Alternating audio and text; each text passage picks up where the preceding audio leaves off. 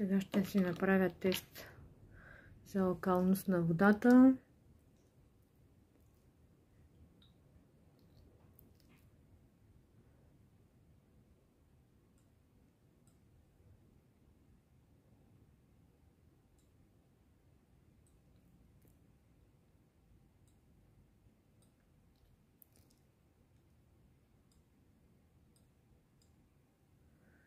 Така.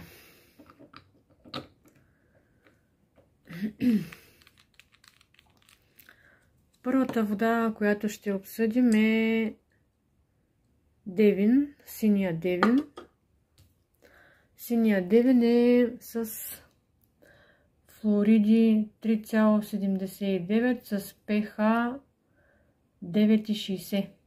Ето го pH-то, а флуоридите са 3,79 и цвета на водата е така отговарящ за долу-горе за 8. Да, долу-горе за 8, но както и да е, долу-горе алкалността на водата е добра. Следващата вода е изворна. Тук флуоридите са 0,05, pH 7,41. Ето така, като се поразбърка малко. Долу-горе цвета пак е добър, но малко по-слаб от синия Девин. Тук е малко по към леко зелен цвят.